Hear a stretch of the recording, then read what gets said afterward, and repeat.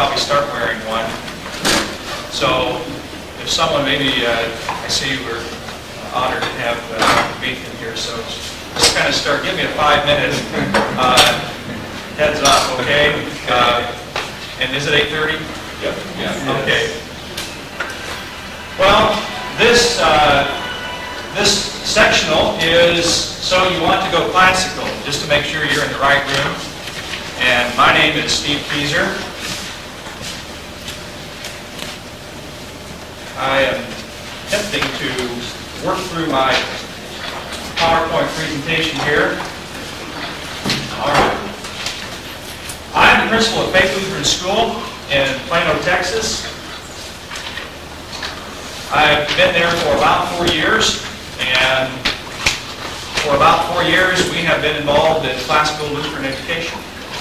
And so today I am here to share with you my experiences,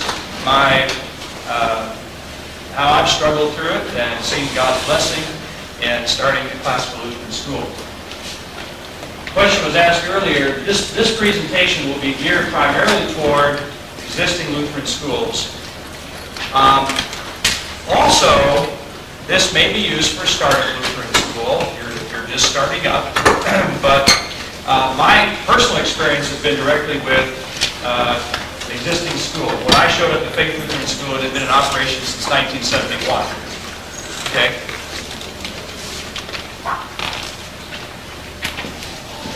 While this is labeled process or practical, this is not really a how-to. Each school is different, and so I'm going to try to share with you, I'm trying to take what I've learned in Faith and try to broaden it enough that maybe other schools that I've talked to, either on telephone or person-to-person or via conferences like this, and assisting them to think about classical Lutheran education. I've already shared with you that my experience is based on 4 years at Faith. And just to give you a little background about myself, I'll take a little break here. I think I'll do this. I have the next presentation as well as introducing the consortium.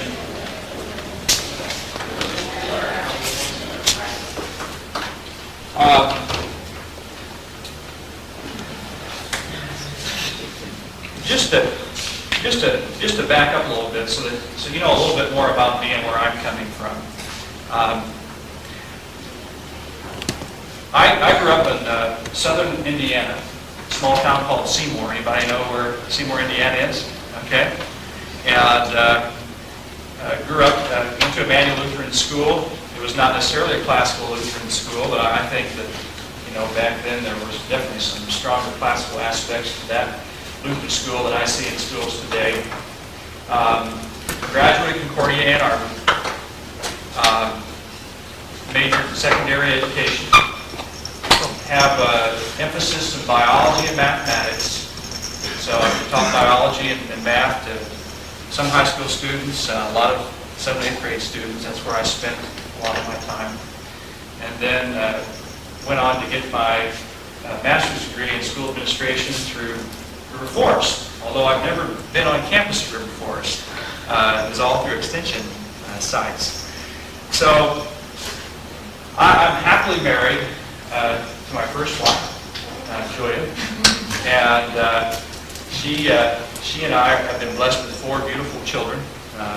Our oldest is 8, and our youngest, we have it, Stephen is 8, Rebecca will be 6 in August, Jonathan is 4, and Nathan is 17 months. So we have a young family, and we're growing our Lutheran school through our own endeavors. Which kind of leads me to my next point about myself. I have some hobbies that I always like to share with people, just so that you know where I'm coming from, my own experiences. 2 hobbies that actually 3. I really enjoy gardening. We have any gardeners here? We have about a half-acre garden in our backyard. And in Texas, this is harvest season. So You know, everyth's coming on right now, so it's a really busy time for me to be gone. But we quickly canned 16 quarts of beets before I left, pickled beets. And my wife called her the other night, and she's put up about 20 quarts of dill pickles and bread and butter pickles and all that since I've been gone, bless her heart, on top of watching the 4 children. So the other hobby that I have is I enjoy raising homing pigeons, and have been training through a classical approach, of course, homing pigeons for about 6 years, but grew up doing that as a child. So we really enjoy that. I'm getting ready to fly my birds from North Carolina, which will be about an 800, 900 mile trip for some of those birds, and so I'm kind of looking forward to that. And just this spring got into raising honeybees. And it's interesting that when you mention honeybees, there are quite a few folks that are raising honeybees these days. So I always tell people, if you want to know about the birds and the bees, come on out to our house. So anyway, Faith Lutheran School is a school of about 350 students. So we're probably one of the larger, if not the largest, classical Lutheran school in our Senate, or among. Does anyone know of any schools larger than that?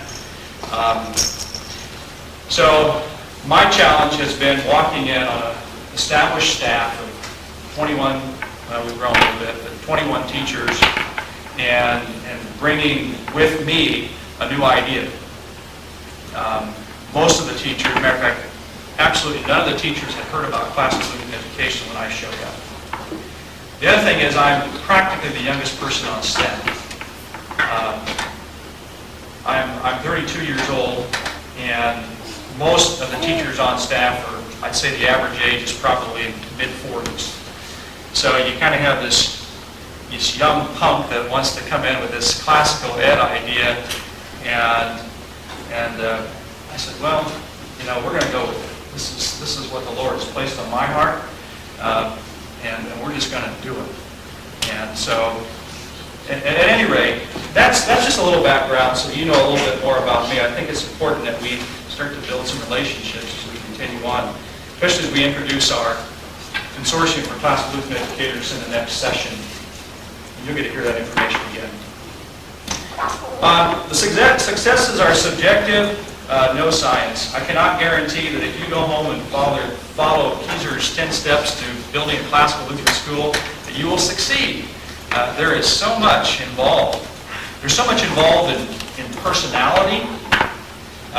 You can have a person that is just gifted with all the knowledge about how to start a classical Lutheran school, but if that person is not able to develop the right kind of relationships, et cetera, or is misperceived, you know, it just kind of goes down the drain. So there is no science to this at all. The 3 general things that I want to talk with you about today is establishing a vision, encouraging you that CLE, Classical Lutheran Education, starts with you. And finally, are you ready? We'll talk about the top 10 indicators, at least from my opinion, are you ready to proceed? Establishing a vision. What does this mean? And I'm going to give you, it's a good Lutheran question, I'm going to give you the statement here. Classical Lutheran education. Okay? Now, if I were to ask you to quickly write down or to quickly state your definition of classical Lutheran education, could you do that? All right. And I would challenge you, of course, I'm at the end of this time. I think I had like a middle sectional last time, and I encouraged the people that came last time. I said, go to the next speaker and ask them to, in a couple sentences, explain classical Lutheran education without floundering and wandering around and saying, well, that's a good question, and there's many different opinions, and da-da-da-da. This, I think, is very key, is defining, this is the grammar of classical Lutheran education.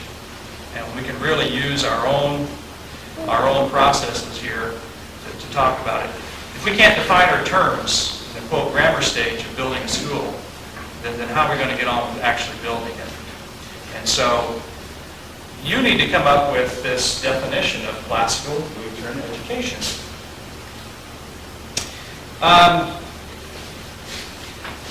This is basically my process here of helping you develop a classical Lutheran education statement, so that when someone asks you, classical Lutheran education, what does this mean? All right? I'm going to encourage you to have 3 different ways to respond to that question. The first way to respond to the question of classical Lutheran education, what does this mean, is to come up with a one-liner. And by a one-liner is a sentence or two that when someone, let's say you come across somebody in a very reputable restaurant like we were at last night, Mr. Wilmeyer and I, and someone asks you, well, what are you guys doing here? And you say, well, we're here for a classical Lutheran educators conference over at Concordia. Oh, well, that's great. What's classical Lutheran education? And in a couple sentences, what are you going to tell the waiter?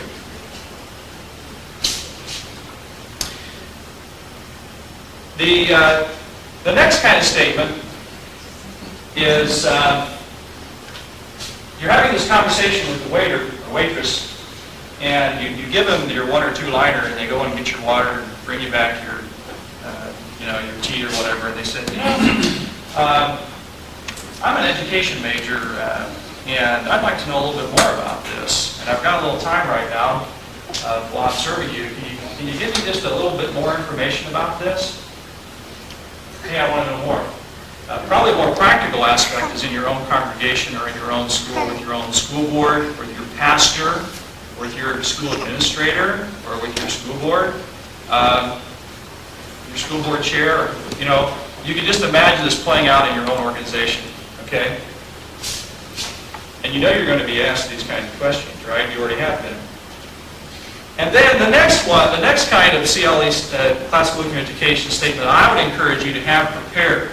Develop a PowerPoint presentation. Sit down and write up if you don't work good with an outline, develop a statement. Write an essay. Publish it. Whatever. But will you come speak at the men's club? Will you come speak at the women's guild next week on this? Because oftentimes, you know how they plan, right? Men's club's meeting Saturday. It's Friday afternoon, and we don't have a speaker. We understand you have an interesting topic on classical Lutheran education.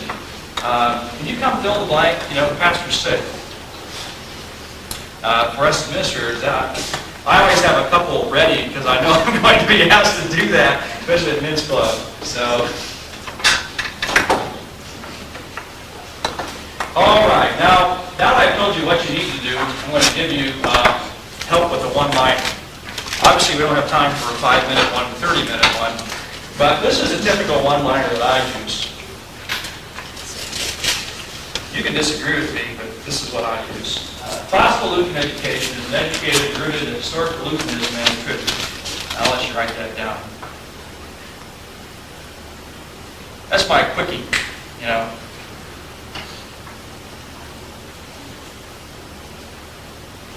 Classical Lutheran education is an education rooted in historic Lutheranism and tribute. And of course, in your 5-minute, the waiter comes back. Historic Lutheranism. What's that?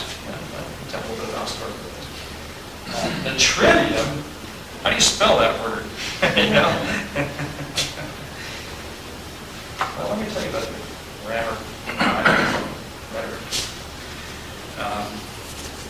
So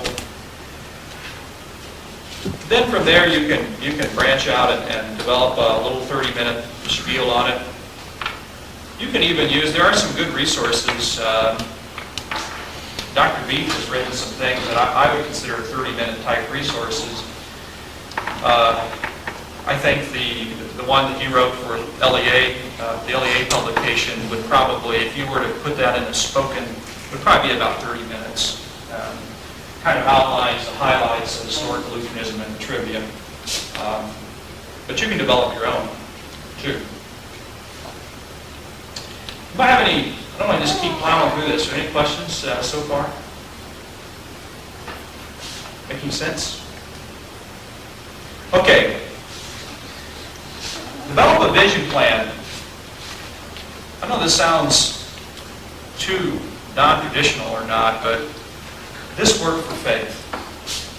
And we're a confessional Lutheran church and school, and this is what we used. We used a vision plan. I'll explain to you a little bit about the vision plan. A vision plan has three characteristics. And it's typically written in a document form. I'll give you my email at the end of this presentation. If you want anything, you can email me and ask for it. I have my old vision plan, but it's typically, this isn't it, but it's basically a document. Okay? We're talking putting together a document here. And the document has a vision statement. It has written goals and objectives. Sounds like accreditation. And I have to admit to you, some of my accreditation influence is coming out here. But it's good stuff. I mean, very good stuff, I believe. And written target dates. When are you going to accomplish this by? We're going to flesh this out a little bit. A vision statement. A written statement of what and where you want your school to be in 5 to 10 years. I prefer the 5-year mark myself. 3 to 5 years. 5 to 10 years. Think out ahead.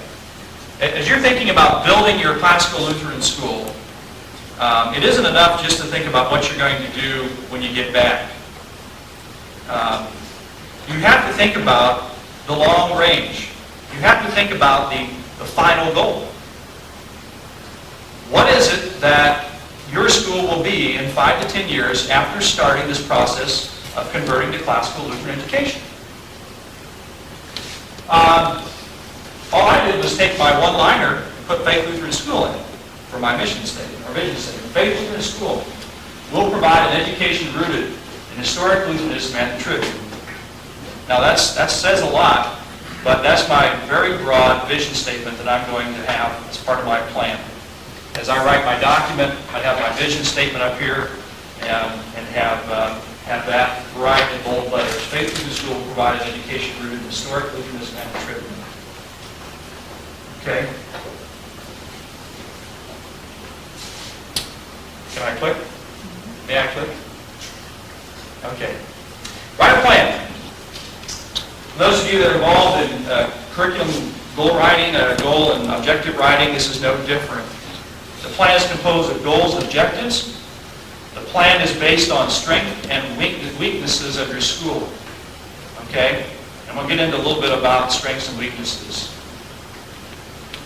So you write goals and objectives to accomplish your vision. What sorts of individual things am I going to have to accomplish over the next 3 to 5 years in order to accomplish my vision statement in 5 years? What am I going to have to do to make Faith Lutheran School historically Lutheran and classically educating children in 5 years? What individual things am I going to have to do? Tasks. What task am I going to have to accomplish? Those are your goals and objectives. Okay? Follow me?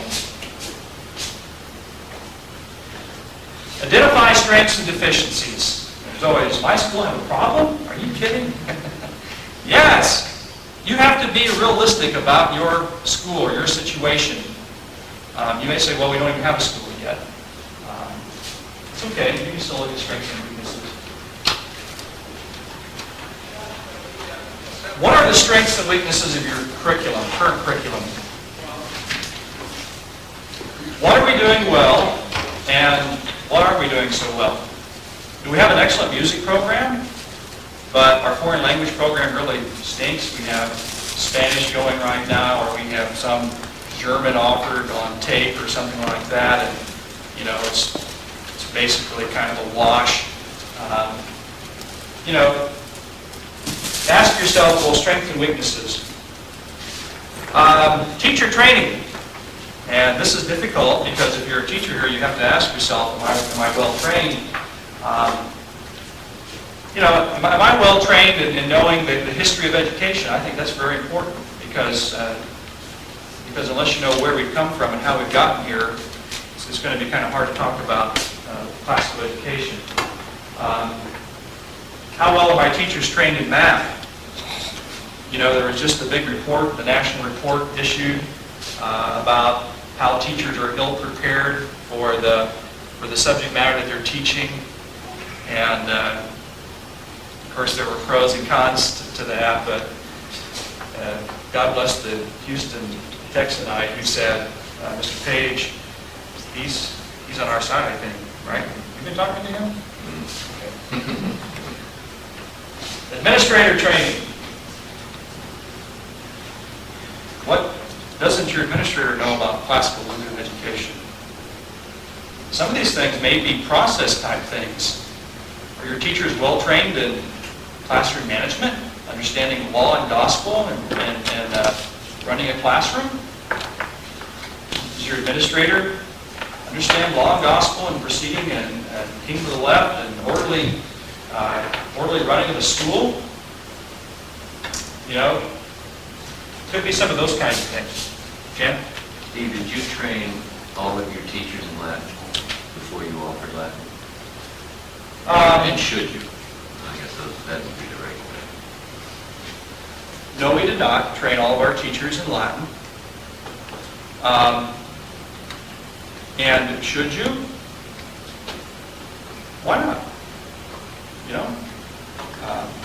If it's good enough for the kids to learn Latin, why shouldn't the teachers learn Latin? Right? I have to admit, I sat down and went through the first primer. I didn't know I had 4 years of German in high school and some in college. I hadn't had any Latin. And here I was promoting it at our school board meetings. I know a little bit now. Don't ask me to share it. Spirituality. I think spirituality can be a real problem on staffs. The lack of it. I think that schools are so law-driven, and if you think about it, schools are very law-driven, aren't they? This rule, that rule, do this, do that, be here at a certain time, set your seat, face forward, hold your pencil this way, do your assignments, due tomorrow at this time, I'm calling your mom, sit on the wall during recess, go to the principal's office. I mean, there are rules all over the place in our schools. And don't get me wrong, I think that we need to have orderly schools. But I'm talking about the spirituality, and you can address any subgroup within your school, the spirituality of your teachers, spirituality of your administrator. Does your administrator pray with individuals that come into his office with needs and problems? I do. That's something I've had to learn to do, actually.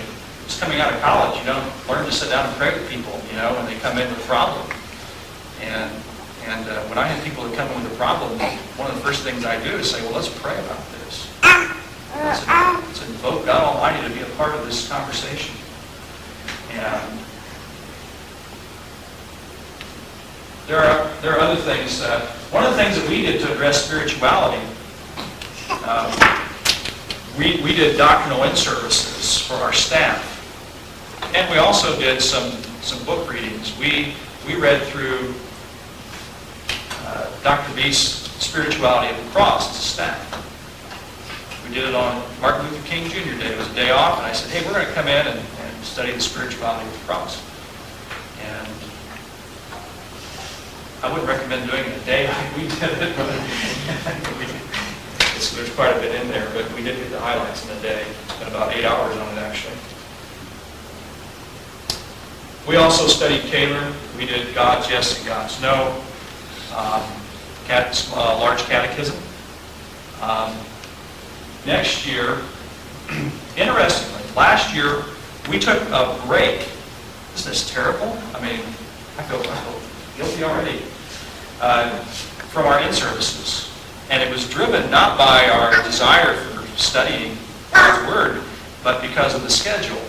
You know, we were dismissing school at 2 o'clock, and we normally dismissed at 3:30 so that we could do an in-service. Well, it became too difficult to watch the several hundred children in extended care at 2 o'clock. Because there were so many more in it, because the parents were used to picking up their kids at 3:30, and when you dismiss at 2 o'clock, you get a whole bunch more kids in extended care. So we said, well, let's not do that. It's too difficult and all this and all of that. So we cut out much of our in-service. At the end of the year, the teachers told me, Steve, we have to include those. We missed those. Can we do that again? I said, well, remember the problem that we had? I was thinking, remember the problem we had? And I said, yeah, why don't we just do it at 3:50 when school's out? I said, okay, we'll do it at 3:50. So, I think it's interesting how that worked out. Had I suggested that the first year without a year off, I mean, God works through our mistakes, I believe. Had I suggested that right away, I don't know what the teachers would have done. They may have said, you're going to make us meet at 3:50 now? But it was their idea, so we're going to meet at 3:50. And this year, what we're going to do is we're going to go through some of Barry's What About this year. We're going to hit some of the key ones like homosexuality and Christian family and some of the other ones he wrote on.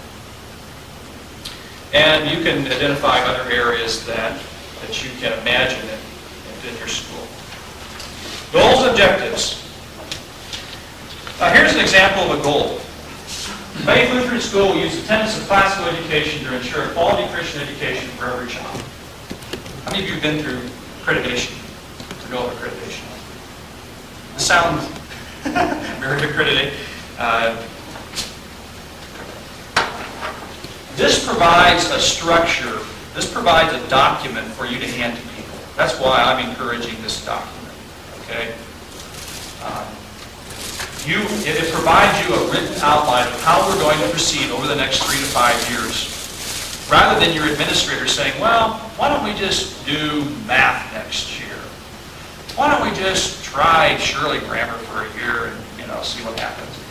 This provides a written formal outline for you to proceed with by writing goals, and an objective would be, this would fall under that.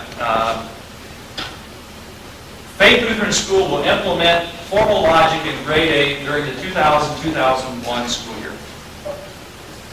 That told me as administrator and our school board, and when we were planning financially, that we're going to have to research and make sure that we have that formal logic ready to go in 2000-2001. Come August, we start August 8th in Plano, my wedding anniversary, my wife and I. So, you see how this can help guide? It gives you something to focus on each school year, and you just keep doing that. You could have objective number 2. Faith Lutheran School will implement in grades 3, 4, and 5 Latin. You could do it during the same school year, during a different school year. And this would be under curriculum, right? Would be under curriculum. We saw a weakness and we had no logic, formal logic.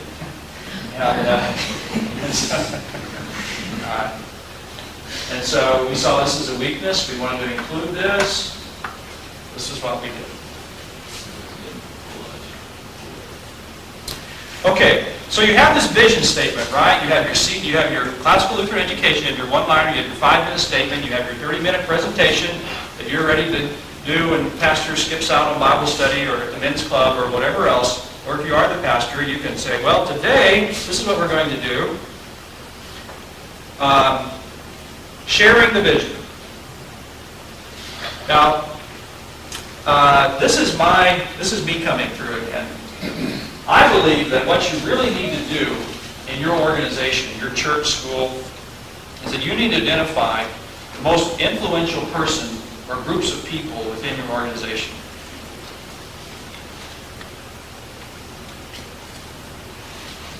In other words, I think, let me give you a good example of this, not at the school level, but at this conference. Somebody had the great vision and wisdom to invite Bill Cochran. I'm going to mention this during my CCLE presentation. I don't know whether that was you, Dr. Geith. I know he had a relationship with folks from Wyoming. I don't know how that came about. But that was beautiful. And probably these people hadn't even seen my presentation. I mean, it just seems kind of natural. You know how influential he is within our Missouri Synod schools. And we invited him. And he made friends with you and with me. He got to see you and he got to see how many people were here. And you know what? We influenced him. By God's grace, that happened. I know we did.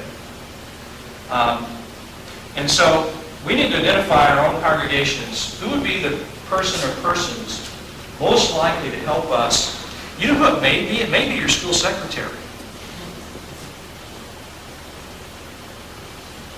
When I came to Faith Plano 4 years ago, the most influential person on my staff was the school secretary. And you know what? She still is. I hate to say that. I mean, that's kind of... but it's true. Everyone likes Susie. Everyone goes to Susie if they've got a problem. It's only when Susie will quite often say, we're going to talk to Mr. Keiser about this, that sometimes certain people come talk to me. Not everybody. But certain people will go to her before they go to me. She's a very influential person. She's well-liked. She's at the center of the business of the school. She's right there. So think about the most influential person within your organization. It could be your senior pastor. It could be your principal. It could be a school board member that's very outspoken. Think about who really influences what goes on in your organization, either for the better or for the worse. It's for the worse, you need to win that person over. And with that person, share your vision. Take them out to lunch, invite them over to the house.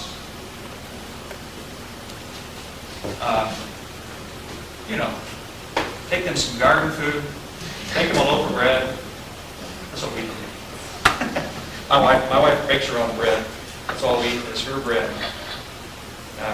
Then branch out to others. You can go to somebody else and say, I was talking to Bill Cochran about this. Oh, you talked to Bill Cochran about this? Yeah, I was talking to Bill Cochran about this accreditation stuff. And people seem very favorable. Bill Cochran seemed very favorable about this? Yeah, what do you think about it? Well, that sounds like a great idea. Branch out to others. Share your vision. Classical Lutheran education and you. How much time am I going on? Am I running out of time? I want to try to leave some time for questions. 13 minutes. Okay, here we go. Be informed. This is you. Read classical books and literature. One of the first things I did, I get the perfect attendance award, I think, along with probably some others. I've been at all of these national conferences since Colorado. When I came back from Colorado, the first thing I did? I went to Schimmelpfennig Public Library in Plano and got the original Little Mermaid, because I think it was Bill Heine, Pastor Heine, who suggested that to go home and read the original Little Mermaid. And the Disney version you can sit and read in about 2 or 3 minutes. And I just sat there for I don't know how long and share and thoroughly enjoyed reading The Little Mermaid, the original version. So, a lot of us have not been classically educated and read some of the great books some of us have. I have not, I have to admit. So, I have been re-educating myself. I've read books that I've never read before. It's great. Not only books, not only content, but also books about classical Lutheran education. Read Dorothy Sayers' article as an article, not a book, but read Doug Wilson's books and read Dr. V's book and read The Well-Trained Mind and read those kinds of resources.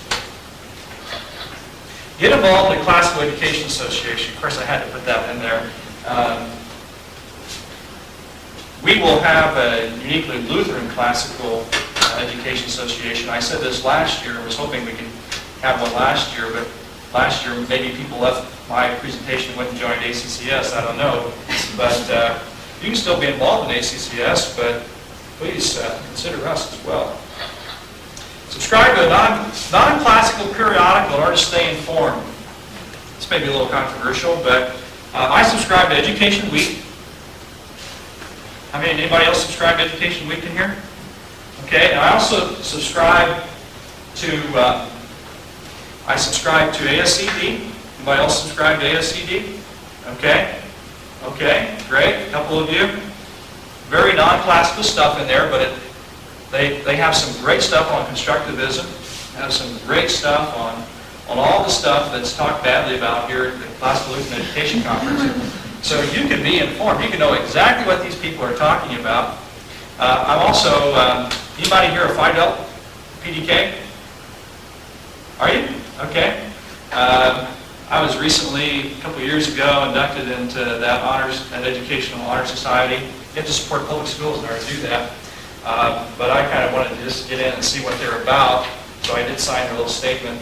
But so I get their magazine or their journal, and there are some good articles in that one because it's research-based. Of course, with educational research, you have to be careful. But engage in conversation about CLE, and I normally tell a long story here, but since I'm probably down to about 8 minutes now, you need to talk about classical Lutheran education with other people outside of your organization. And I wrote down the Bob Jones University press rep because I had a conversation with him when he came by trying to sell me books. And I said, well, we're really going with this classical Lutheran education. We're probably not going to be buying too many more of your textbooks. I said, do you know about this? And are you considering this when you're writing your textbooks? And he said, Mr. Keiser, I wouldn't give you a plug nickel for classical Lutheran education. I've seen these schools here in the Dallas area, and they call themselves classical, and those kids, they don't know what's going on. And what happens is you have these mom and pop schools that are starting up, right? That really are not classical Lutheran education, but as a marketing tool, trying to sell themselves as classical Lutheran education. Why? Because it works. Everyone in the Dallas area, classical Lutheran education, we have some very prestigious, well-known schools that have the title of classical Lutheran education. Evidently, Bob Jones University press guy is selling books to them, which tells me something as a consumer. But anyway, he had a bad experience with classical education, not classical Lutheran education, but classical education. So I had to inform him a little bit about some things that maybe he didn't know about. Be honest about your position. I'm going to cruise here. Within your organization, are you somebody that has the wherewithal to go in and begin the process of writing the vision statement, sharing the vision? Are you an implementer? Has the organization given you that blessing to be an implementer? Or are you really a supporter? Are you going to have to go back and encourage somebody who can implement? Are you going to have to go back? Are you a teacher here today, and you have to go back and encourage your principal or headmaster and senior pastor? Or are you a principal and you're really going to have to go back and convince your board? But if you're headmaster, principal, pastor, I would consider you more of an implementer or a board member, especially if you're the chair of the board. If you have a leadership position, you're more of an implementer. You can go back and start implementing some of this. You have the power to say, this is what we're going to do. The supporter has to say, here's some ideas. Won't you consider it? And you need to consider what your position is and what you need to be doing within your organization. Prepare yourself for both praise and criticism. I brought along I'm not licking my wounds really, but when I read this letter, it reminded me of a quote someone made at the first conference. Criticism. Got this letter just this year. Dear Mr. Keiser, as the summer opens, I find myself reflecting on the school year of faith. I'm presently reading Folks and the Family's Guide to Growing a Healthy Family. In the chapter Discovering the Classics, I'm not surprised to read your 16-year-old girl might enjoy Hawthorne's The Scarlet Letter, but your 12-year-old daughter might prefer Alcott's Little Women. This statement reminded me of my feelings regarding age appropriateness of classics and this author's similar regard. As you know, my 12-year-old daughter read and studied The Scarlet Letter with difficulty this year of faith, and we did have our 7th graders read The Scarlet Letter this past year. Most of them enjoyed it. They were more than capable of reading the Scarlet Letter, and I sat in on those classes after I got this complaint from this parent during the time it was being taught. Her daughter did very well, but didn't get an A. I think she got a B on that unit. She goes on and on. I am concerned that the school has set its course on academic elitism. That is the typical gripe that I hear. Academic elitism. And has been on this agenda without regard to the whole child. By the whole child, I'm referring to the emotional, physical, spiritual well-being of the individual. In the name of higher education, these children have been permitted to be sacrificial lambs for this agenda. Just stagger. But I disagree with this lady. I believe that as a whole, our school, and focusing especially on the classical Lutheran, as we have engaged in worship, our worship practice, we've thought about how to engage children in worship and meaningful liturgical exercises and memorizing those things. I believe that the school has gone exactly the opposite direction of what this lady's background is. She's a Seventh-day Adventist. So she doesn't quite have a Lutheran perspective on things, but anyway, be prepared for those kinds of letters. Most of the things that have gone on in faith have been praiseworthy. I mean, it's almost been too much.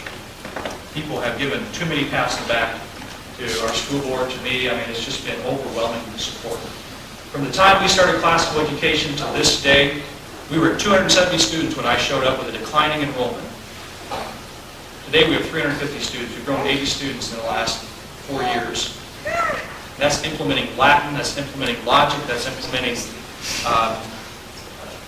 9th grade courses in 8th grade, that's teaching the Scarlet Letter in grade 7. And the fastest growing segment school population is grades 6, 7, and 8. In Missouri Synod, where do our schools die on? 6, 7, and 8. Are you ready? School principal, top 10 indicators. School principal and senior pastor are on board. Faculty is open to change that will increase student achievement. If I have to send these to you, I can send them to you. Faculty has an excellent work ethic. Boy, teachers, if you go home and encourage your principal and your school board to get on board, then be prepared when they come back to you and say, okay, let's roll up our sleeves and get to work, because it will be some work. School and congregation practice a single mission, and what I mean by that is that sometimes you see disparities between schools and churches. Senior pastor and the principal don't get along. Oh, that just aches my heart when that happens. I love my senior pastor. My senior pastor loves me. I know that in private he supports me. He knows that in private I support him. If I have an issue with my senior pastor, he and I talk about it, not with anyone else who doesn't like the pastor. We have a very open, forward relationship. Praise God. Resources. These resources are not cheap. Some of them, there are some expensive ways to go, but if you want to get Saxon Math, for instance, it's kind of an expensive series if you choose to go with Saxon Math. I know it's a debatable issue. We use Saxon Math at our school. We have the time, talent, and treasure. Other areas of school ministry are in order. Is school discipline in order? You can implement Latin, have a lot of problems with school discipline, and people will leave your school. They like the Latin, but they can't stand the fact that there's no order in school. You have an administrative principle. You know how many of our Missouri Synod schools are operating without an administrator? Have an interim?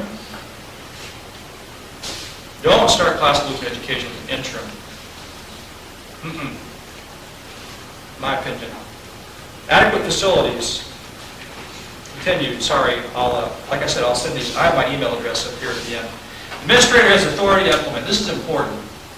Whoever your administrator is, whether it be your headmaster who's a pastor, sometimes that goes along with the pastoral role.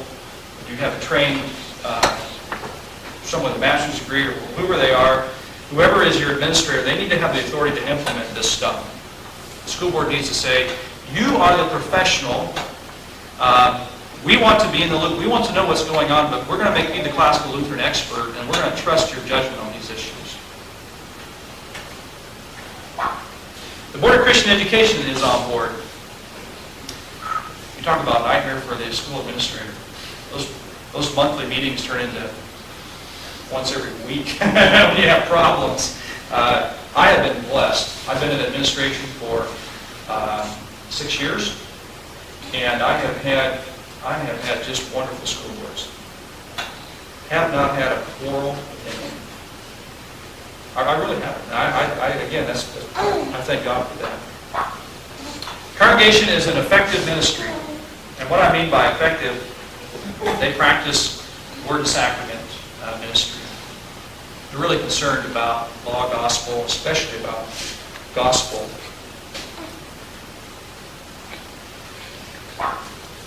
You have committed this endeavor to prayer. Last one. Probably really should be the first one.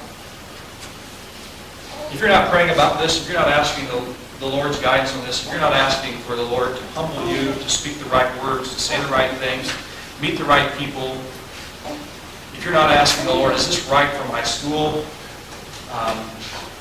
If you're heading into this because you've been inspired by some other reason except for pure proclamation of the gospel and really truly educating children for the benefit of all and their vocation, then you might have a problem. And so pray the Lord give you guidance in this endeavor. Blessings to you as you begin your endeavor to our God and Father be glory forever and ever. For more information, this is my direct email address, Keiser@faithplano.org, and that is the school phone number. You will get Susie, one of the most influential people in my school, and she'll give you a little hassle before she passes you on.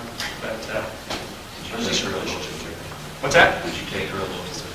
Susie just got a couple jars of red and butter pickles, and that's Susie's favorite. So, yes, sir. I'm not an educator, I'm an architect, and I happen to be the chairman of this committee. Okay. And we're in the process of planning expansion of the church and talking about possibility of initiating classical education. We have a school that people who school parents in Kansas and stuff. Organization that has certain congregations with. But we're also thinking about possibly initiating something for our congregation. My question to you is several questions. One, you are the only one we've talked to now that has the K facility. I assume the K Preschool 3 through grade 8. preschool. And I take it then each grade is in a class, or do you have split grades, or what's your preference? We have two classrooms per grade level up through grade 6. Grade 7 we have an enrollment of about 28, and grade 8 we have an enrollment of about 20. Okay. Is there anything special, if you were planning a new facility, is there anything unusual about classical process of teaching that that facility would help implement? Is there any special design that ought to be incorporated?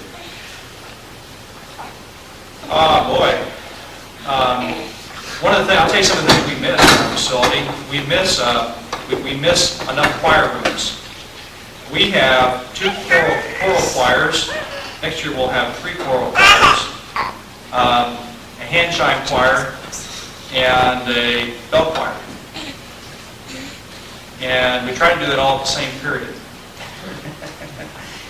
We also have a full band for each grade. We have a recorder class. I mean, music facilities, we could really use some more music facilities.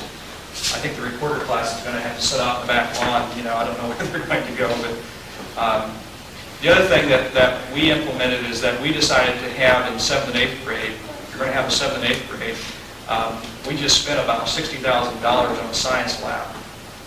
And we brought in, we already had the building, but we put in some science tables.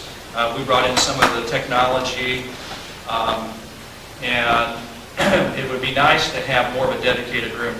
I think some of the specialty rooms consider, especially in grades 6, 7, and 8, also an art room. That was going to be my question. We have specialty rooms. These are the first things cut, unfortunately, but I think in a liberal arts education, they need to be one of the first things implemented in your school, looking at your hymnology. All of our choir is hymnology, it's music for the divine service, it's not other kinds of music. So those would be some things I would think about. Just to add, I know some of the schools have been doing this a long time. The classrooms have differently that, okay, the grammar level, little desks and everything as they're learning. When they get to the logic level, in other words, middle school, junior high, 7th, 8th, the classrooms have, sofas, around the coffee table, because the idea on logic is supposed to be done by discussion, Exactly. dialectic. And so they design the classrooms. Then I guess for the upper level, it's more of the performance for rhetoric. And so that would be where, these kind of facilities and maybe a little, theater room where they can give their speeches. And even using technology, we have our science students, for instance, do PowerPoint presentations. So you are technically oriented throughout the entire school. And you do have computers and emphasis on technology. We do more of an emphasis on technology in our upper grades. We don't do a whole lot of computers at all in the early grades. And some of our parents, especially in Plano, gripe about that. But the perfect thing that I say is, I never had a single computer class until I got into schools. And I just did a PowerPoint presentation. I wrote this. Now, it wasn't the greatest. It wasn't the greatest, and someone had to help me set up the projector here. But I'm an educated person to some degree, and I can figure this out as an adult. So we do it as part of the logic rhetoric, not to so much teach them about technology, but just you've got the equipment, use it. What kind of library do you have? Our library has grown probably fivefold in the last year. We spent $5,000 a year for our library. And we developed a book list. It was about this thick of this little, it was a book list. And we designated $5,000 a year to our library. That includes books and shelves. And we have a room about half the size of this room as a library, preschool to 8. We also hired a part-time librarian. I think that's a very important class of students. Yes, sir. Is the school connected right to the church? Yes. Is the sanctuary is part of the education? Yes. Gymnasium, we have a full gymnasium. Not as nice as Memorial, but I hear coming to the United States. what's that?